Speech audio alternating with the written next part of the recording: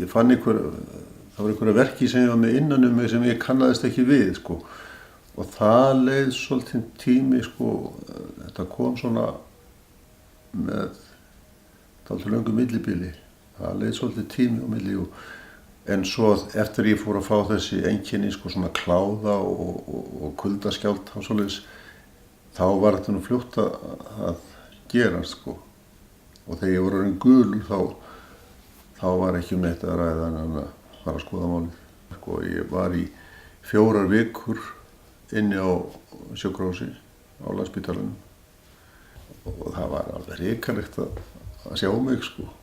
Ég hef sagt mér hérna að fólk hérna í kringum mig að lýsingarnar að þess að ég væri þarna láð þetta í 4 vikur eftir þetta og hélt ekki niður í mat og eitthvað svona vesinn og það héldu margir að ég væri bara að drepast, sko. Mér þótti það verst fyrst og eftir að ég var aldrei geta gengið upp tröppur, ég þarf alltaf að hlaupa. En ég var dálítið lengi að ná upp svona þokkalegu drykki en það er bara í fínu lagi núna. Og ég er náttúrulega bara alveg fílhraustur núna, sko.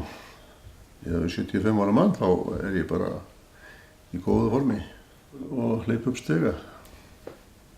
Það er ekkert sjálfsagt að maður fá að lifa